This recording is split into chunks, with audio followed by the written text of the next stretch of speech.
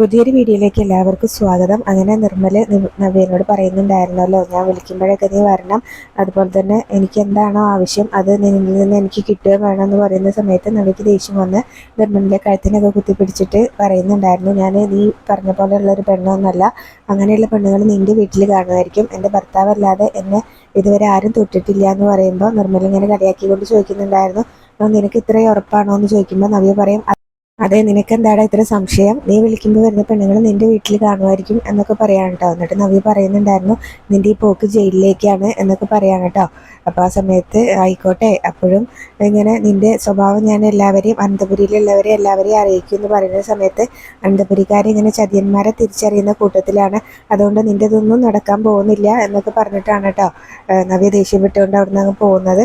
അവൾ പോകുന്ന സമയത്ത് നിർമ്മല ഇങ്ങനെ ഓർക്കുന്നുണ്ട്, ഇനിയിപ്പോൾ അവൾ പറഞ്ഞ പോലെ എങ്ങാനും ചെയ്യോ, ഇനിയിപ്പോൾ എന്തായാലും കുഴപ്പമില്ല, എന്നെ രക്ഷിക്കാൻ അനന്തപുരിയിലെ പയ്യൻ ഉണ്ടല്ലോ, അവന് എന്തായാലും അവളെ വേണ്ടല്ലോ എന്നൊക്കെ ഓർക്കുകയാണ്. പിന്നീട് അബിനോട് ചെന്നിട്ട് ഈ കാര്യങ്ങളൊക്കെ പറയാൻ കേട്ടോ. അബിക്കാണെങ്കിൽ ഭയങ്കര ചിരിയാണ് കേട്ടോ വരുന്നത്. അപ്പോൾ നീ ഇതുപോലെ തന്നെ മുന്നോട്ട് പോകണം എന്നൊക്കെ തന്നെയാണ് കേട്ടോ പറഞ്ഞു കൊടുക്കുന്നത്. എന്നിട്ട് അവൾ ഇങ്ങനെ ആകെ തകർന്നടിയണം എന്നുള്ള രീതിയിലൊക്കെ സംസാരിക്കുകയാണ്. നമ്മൾ വിചാരിക്കുന്ന പോലെ തന്നെ കാര്യങ്ങൾ മുന്നോട്ട് പോകണം, ഇതിൻ്റെ എല്ലാം അവസാനം നിനക്ക് ഞാൻ നല്ലൊരു സമ്മാനം തരും എന്നൊക്കെ പറയുന്നുണ്ടായിരുന്നു. അപ്പം നിർമ്മല ഇങ്ങനെ ചോദിക്കുന്നുണ്ടായിരുന്നു, ഇനിയിപ്പോൾ അവൾ ഇതെല്ലാം ആരോടെങ്കിലും തുറന്നു പറഞ്ഞാലോ എന്നൊക്കെ ചോദിക്കുന്നുണ്ടായിരുന്നു. അപ്പോൾ അവളിങ്ങനെ തുറന്നു പറയാൻ ഏറ്റവും കൂടുതൽ സാധ്യത ഇങ്ങനെ എന്നോടാണ്, ഞാനാണല്ലോ അവളുടെ ഭർത്താവ്, പക്ഷേ ഒരു പെൺകുട്ടിയും ഇങ്ങനത്തെ കാര്യങ്ങളൊന്നും ഭർത്താവിനോട് തുറന്നു പറയില്ല എന്ന് പറയാണ്. അപ്പോൾ എല്ലാം ഒന്ന് പെട്ടെന്ന് അവസാനിച്ചാൽ മതിയായിരുന്നു എന്നൊക്കെ നിർമ്മലം പറയാണ് കേട്ടോ. അപ്പോൾ അവസാനിക്കുമ്പോൾ അത് നല്ല രീതിയിൽ തന്നെ അവസാനിക്കണം, അതെനിക്ക് നിർബന്ധമുണ്ട് എന്നുള്ള കാര്യം ഇങ്ങനെ പറയുകയാണ്. പിന്നീട് പറയുന്നുണ്ടായിരുന്നു, എനിക്ക് കുറച്ച് നല്ല ഫോട്ടോസ് വേണം, അത് ഇപ്പോൾ ഉള്ളതൊക്കെ നമ്മൾ ക്രിയേറ്റ് ചെയ്തതാണല്ലോ, അതുപോലെ നല്ല ഒറിജിനൽ ആയിട്ടുള്ള തന്നെ വേണം, അതിനെന്താ വേണ്ടതെന്നൊക്കെ ഞാൻ പറഞ്ഞു തരാം എന്നൊക്കെ പറയുന്നുണ്ടായിരുന്നു. എന്നിട്ടാണ് കേട്ടോ അബി അവിടുന്ന് തിരിച്ചു പോരുന്നത്.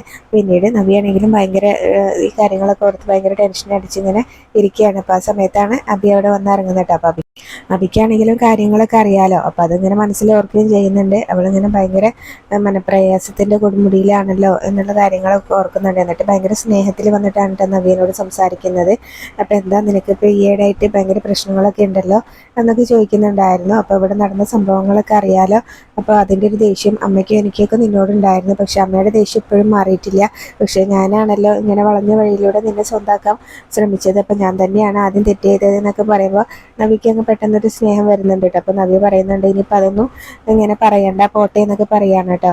അപ്പോൾ എന്തായാലും നിനക്ക് ഈയിടെയായിട്ട് എന്തൊക്കെയോ പ്രശ്നങ്ങളുണ്ടല്ലോ എന്നൊക്കെ ചോദിക്കുന്ന സമയത്ത് നവിയാണെങ്കിലും ഇങ്ങനെ പറയുന്നുണ്ടായിരുന്നു, ഞാനിങ്ങനെ എന്ത് പ്രശ്നങ്ങളുണ്ടെങ്കിലും അത് നിന്നോട് പറഞ്ഞാൽ നീ അതിൻ്റെ രീതിയിൽ എടുക്കുമോ എന്നൊക്കെ ചോദിക്കുകയാണ് കേട്ടോ. അപ്പോൾ അബി ഇങ്ങനെ മനസ്സിൽ വിചാരിക്കുന്നുണ്ട്, നിൻ്റെ പ്രശ്നം എന്താണെന്ന് എനിക്ക് നന്നായിട്ട് അറിയാം, അത് നീ ഇപ്പം തന്നെ എന്നോട് തുറന്നു പറയണ്ടെന്നും ഓർക്കുകയാണ് കേട്ടോ. അപ്പോൾ അതിപ്പോൾ പ്രശ്നമില്ലാത്ത മനുഷ്യന്മാരാരെങ്കിലും ഉണ്ടോ, എല്ലാവർക്കും അവരുടേതായ പ്രശ്നങ്ങളുണ്ടല്ലോ എന്നൊക്കെ അബിയും പറയുകയാണ് കേട്ടോ.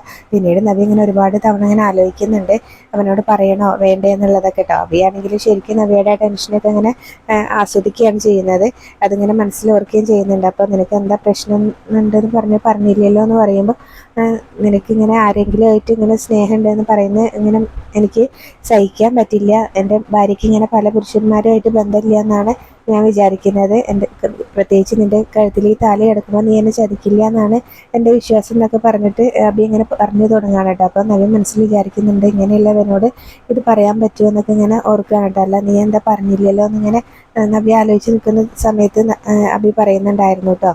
അപ്പോൾ നവ്യ പെട്ടെന്ന് തന്നെ അതിങ്ങനെ വിഷയം മാറ്റിയിട്ട് പറയുന്നുണ്ടായിരുന്നു, നമ്മൾ ജ്വല്ലറി പോയപ്പോൾ ഞാൻ നല്ലൊരു നെക്ലേസ് കണ്ടു അവിടെ, അത് വാങ്ങിച്ചു തരുമോ എന്ന് ചോദിക്കും കേട്ടോ. അപ്പോൾ അതാണോ കാര്യം, അപ്പോൾ അതിനെത്ര തൂക്കം വരുന്നൊക്കെ ചോദിക്കുമ്പോൾ 8-9 പവൻ കാണുമെന്നൊക്കെ പറയാം കേട്ടോ. അപ്പോൾ അതിനുള്ള ആസ്തിയൊന്നും എനിക്കിപ്പോൾ ഇല്ല, ഞാനിപ്പോൾ 50,000 രൂപ ശമ്പളക്കാരനാണ് എന്നൊക്കെ പറയാണ് കേട്ടോ. അതെനിക്ക് എന്തായാലും വാങ്ങിത്തരാൻ പറ്റില്ല എന്നൊക്കെ പറയാണ്. ഒരു 25,000 രൂപയുടെ ഉള്ളിൽ നിൽക്കുന്ന എന്തെങ്കിലും ആഗ്രഹിക്കുകയാണെങ്കിൽ നടത്തി തരാം, അല്ലെ ഹോട്ടലിൽ പോയി ഫുഡ് കഴിക്കണമെന്നോ സാരി വേണമെന്നോ അങ്ങനെ എന്തെങ്കിലുമൊക്കെ പറഞ്ഞാൽ നടത്തി തരാമെന്ന് പറയുമ്പോൾ നവി പറയുന്നുണ്ടായിരുന്നു, എന്നാൽ പിന്നെ ഞാൻ എൻ്റെ ആഗ്രഹം അങ്ങ് ഉപേക്ഷിച്ചു എന്നൊക്കെ ഇങ്ങനെ പറയാണ് കേട്ടോ. അപ്പോൾ പിന്നീട് നവീനോട് അബി പറയുന്നുണ്ടായിരുന്നു, എൻ്റെ നമ്പറിലേക്ക് ഇടയ്ക്കിടയ്ക്ക് ചില മിസ്ഡ് കോൾ വരുന്നുണ്ട്, പരിചയമില്ലാത്ത നമ്പറാണെന്ന് പറയുമ്പോൾ നവി അതൊന്ന് കാണിക്കുമെന്ന് പറയുമ്പോൾ അത് മിസ് കോൾ അല്ലേ, നമ്മൾ ശ്രദ്ധിക്കാൻ പോകണ്ടെന്ന് പറഞ്ഞിട്ട് അബി അവിടുന്ന് പോകട്ടോ. പിന്നീട് ജലജിയാണെങ്കിലും ഇങ്ങനെ മുത്തശ്ശനോട് ഇങ്ങനെ സംസാരിച്ചുകൊണ്ടിരിക്കുകയാണ്. അപ്പോൾ ഞാനും ഇങ്ങനെ ഇടയ്ക്ക് അച്ഛനോട് പറഞ്ഞിട്ടുണ്ടായിരുന്നല്ലോ സ്വത്ത് ഭാഗം വയ്ക്കുന്നതിനെ കുറിച്ച്, എൻ്റെ മകനും അതുപോലെ തന്നെ എനിക്ക് ഇവിടെ ഒരു പരിഗണനയും കിട്ടുന്നില്ല എന്ന് തോന്നിയോണ്ടാണ് ഞാൻ അങ്ങനെ പറഞ്ഞതെന്ന് പറയുമ്പോൾ മുത്തശ്ശൻ പറയുന്നുണ്ടായിരുന്നു, അതിനിപ്പോൾ ആദർശ് സമ്മതിച്ചില്ലല്ലോ എന്ന് പറയും. അപ്പോൾ അത് ഇനിയിപ്പോൾ ഇങ്ങനെ അച്ഛൻ ഇങ്ങനെ സ്വത്ത് ഭാഗം വെക്കാനൊന്നും നിൽക്കണ്ട, അതിനെക്കുറിച്ച് ചിന്തിക്കുകയും വേണ്ട. ശരിക്കും അച്ഛൻ എന്നാ സ്വത്ത് ഭാഗം വെക്കാൻ നിന്നപ്പോൾ എൻ്റെ മനസ്സ് കീറി മുറിഞ്ഞു പോയി എന്നൊക്കെ പറയുമ്പോൾ മുത്തശ്ശൻ ചോദിക്കുന്നുണ്ടായിരുന്നു, അതിന് നിനക്ക് മനസ്സുണ്ടോ കീറി മുറിയാൻ എന്നൊക്കെ ചോദിച്ച് കളിയാക്കുകയാണ് കേട്ടോ.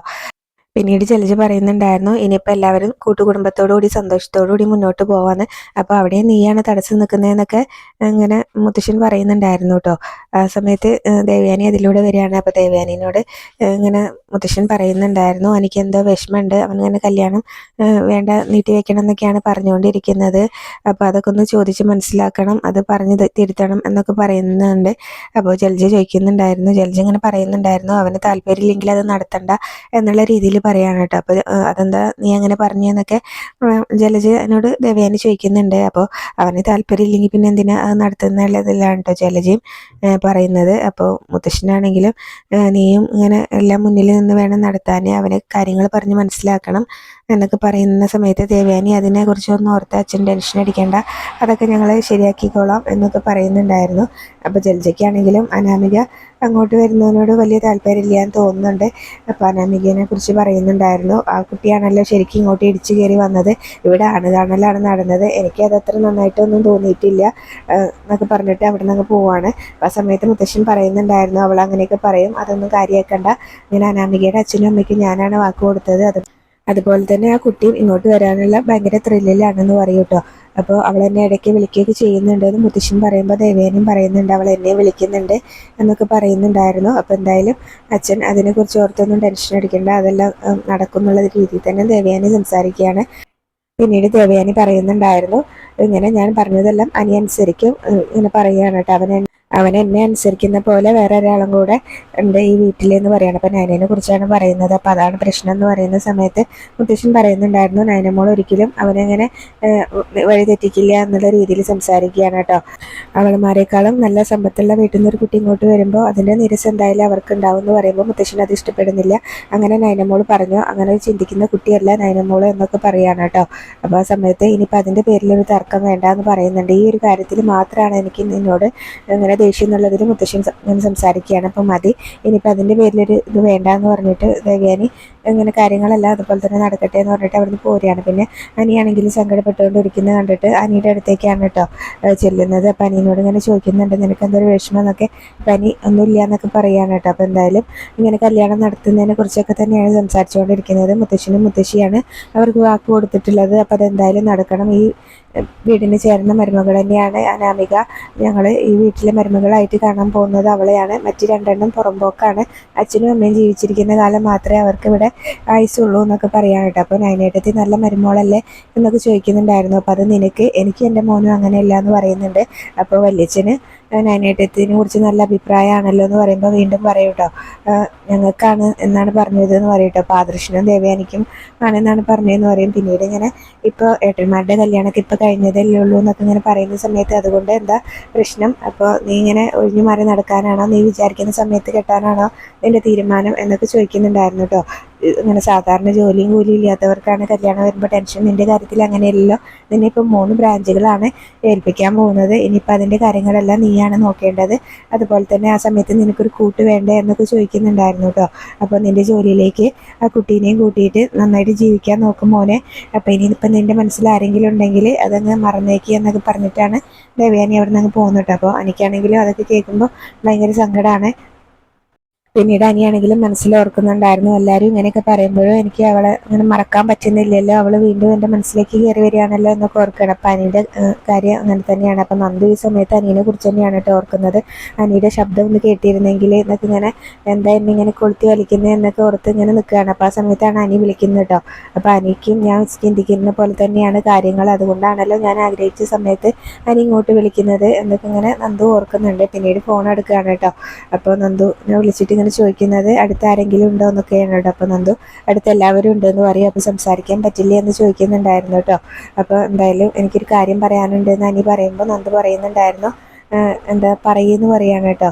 അപ്പോൾ ആ സമയത്താണ് അനാമികയുടെ കോള് എനിക്ക് വരുന്നത്. അപ്പോൾ ഇങ്ങനെ എനിക്കൊരു കോള് വരുന്നുണ്ട് പറയും. അപ്പോൾ നന്ദു ചോദിക്കുന്നുണ്ടായിരുന്നു അനാമികയാണോ എന്ന്. അതെങ്ങനെ മനസ്സിലായി എന്ന് ചോദിക്കേണ്ടത്. അതൊക്കെ എനിക്ക് മനസ്സിലായി, എന്നാൽ പിന്നെ നിങ്ങൾ സംസാരിക്കുമെന്ന് പറഞ്ഞിട്ട് നന്ദു കോള് കട്ട് ചെയ്യുന്നുണ്ട്. എന്നിട്ട് അനാമികയുടെ കോൾ എടുക്കുകയാണ് കേട്ടോ. അപ്പോൾ ആ സമയത്ത് അനാമിക പെട്ടെന്ന് തന്നെ ചോദിക്കുന്നത്, നീ ആരോടെ ഈ സമയത്ത് സംസാരിച്ചുകൊണ്ടിരിക്കുന്നത് എന്നൊക്കെ ചോദിക്കുകയാണ് കേട്ടോ. ദേഷ്യപ്പെട്ടുകൊണ്ടാണ് ചോദിക്കുന്നത്. ആ സമയത്ത് അനി പറയുന്നുണ്ടായിരുന്നു എൻ്റെ ഒരു ഫ്രണ്ടാണെന്ന്. ആ ഫ്രണ്ട് നന്ദു ആണെന്ന് ചോദിക്കുകയാണ് കേട്ടോ. നീ അവളുമായിട്ട് ചുറ്റിത്തിരിയുന്നതൊക്കെ എനിക്ക് മനസ്സിലാവും, പക്ഷെ എപ്പോഴും എന്തിനാ അവളങ്ങനെ വിളിച്ചുകൊണ്ടിരിക്കുന്നത് എന്നൊക്കെ ചോദിക്കുന്നുണ്ടായിരുന്നു. അപ്പോൾ അതൊന്നും എനിക്ക് ഇഷ്ടമാവുന്നില്ല കേട്ടോ, അനാമിക അങ്ങനെ ചോദിക്കുന്നത്. അപ്പോൾ നീ വെറുതെ അവളെ നമ്മുടെ ഇടയിലേക്ക് ഇങ്ങനെ വലിച്ചിടരുത് എന്നുള്ള രീതിയിൽ സംസാരിക്കുകയാണ്. അപ്പോൾ അനാമിക പറയുന്നുണ്ട്, നമ്മുടെ ഇങ്ങനെ കല്യാണം ഫിക്സ് ചെയ്തതാണ്, അപ്പോൾ അവൾ നമ്മുടെ ഇടയിലൊരു ശല്യം ആവരുത് എന്നുള്ള രീതിയിലൊക്കെ സംസാരിക്കുമ്പോൾ അനി പറയുന്നുണ്ടായിരുന്നു അവൾ നമുക്ക് ഇടയിലൊരു ശല്യം ആവില്ല എന്നുള്ള ഇതിൽ ഇങ്ങനെ പറയുകയും ചെയ്യാണ്. പിന്നീട് അപ്പോൾ എനിക്കിങ്ങനെ പ്രണയമൊക്കെ ഉണ്ടായിട്ടുണ്ട്, ഞാനതെല്ലാം നമ്മളുമായിട്ടുള്ള കല്യാണം ഫിക്സ് ചെയ്തപ്പോൾ വേണ്ടാന്ന് വെച്ചു എന്നൊക്കെ പറയുമ്പോൾ ഇങ്ങനെ അനാമികനോട് അനി പറയുന്നുണ്ടായിരുന്നു, എല്ലാവരും നിന്നെപ്പോലെയല്ലല്ലോ, എനിക്ക് ഇങ്ങനെ നിനക്ക് വേണ്ടിയിട്ട് ഇങ്ങനെ എൻ്റെ ഫ്രണ്ട്സിനെയും അതുപോലെ തന്നെ എൻ്റെ ബന്ധങ്ങളൊന്നും ഒഴിവാക്കാൻ പറ്റില്ല എന്ന് പറയാണ്. അപ്പോൾ അങ്ങനെയാണെങ്കിൽ ഞാൻ എൻ്റെ അച്ഛനെയും അമ്മേനെയും ഇത് അറിയിക്കും, നിൻ്റെ മുത്തശ്ശിനെ അവർ ഈ കാര്യങ്ങളെല്ലാം അറിയിക്കട്ടെ എന്ന് അനാമിക പറയുന്നുണ്ടായിരുന്നു കേട്ടോ. അപ്പോൾ അങ്ങനെ നീ അനാവശ്യം കാണിക്കരുത് എന്നൊക്കെ അനി അനാമികനോട് പറയാണ്. അപ്പോൾ ആ സമയത്ത് അനാമിക പറയുന്നുണ്ടായിരുന്നു, എനിക്ക് പലപ്പോഴും തോന്നിയിട്ടുണ്ട് എന്നെക്കാളും പ്രാധാന്യം അവൾക്ക് കൊടുക്കുന്നുണ്ട് എന്നുള്ളത്, അതുകൊണ്ടാണ് എന്നൊക്കെ പറയാനുണ്ട്. അപ്പോൾ അനി പറയുന്നുണ്ടായിരുന്നു, ശരി ശരി അതൊക്കെ വിടുമെന്ന് പറയാണ്. നീ ഇപ്പം എന്തിനാ വിളിച്ചതെന്ന് ചോദിക്കട്ടെ. അപ്പോൾ അനിയുടെ ശബ്ദം ഒന്ന് കേൾക്കാൻ വേണ്ടിയിട്ടാണ് വിളിച്ചത്, അതിപ്പോൾ ഒരു വഴക്കിലായല്ലോ, ഇനിയിപ്പോൾ ഞാൻ പിന്നെ വിളിക്കാമെന്ന് പറയാനുണ്ട്. അപ്പോൾ അനി പെട്ടെന്ന് തന്നെ ആ ശരി എന്നൊക്കെ പറയുകയാണ്. അപ്പോൾ ഞാൻ വെക്കുകയെന്ന് പറഞ്ഞപ്പോൾ നിനക്ക് വലിയ സന്തോഷമായില്ലേ, ഞാൻ വെച്ചിട്ട് വേണമായിരിക്കും അവളെ വിളിക്കാൻ എന്നൊക്കെ വീണ്ടും അനാമിക പറയാനുണ്ട്. അപ്പോൾ അത് എനിക്ക് ഇഷ്ടമാവുന്നില്ല. എന്നിട്ട് അനാമികനോട് പറയുന്നുണ്ട്, ഇതിങ്ങനെ വെച്ച് വളർത്തരുത് എന്നൊക്കെ ഇങ്ങനെ പറയാണ്. അപ്പം അത് അനാമികയ്ക്കാണെങ്കിലും അത് ഇഷ്ടമാവാതെ ഇങ്ങനെ കോള് കട്ട് ചെയ്യാണ്. അപ്പം അവിടെയാണ് ഇന്നത്തെ എപ്പിസോഡ് അവസാനിച്ചിട്ടുള്ളത്.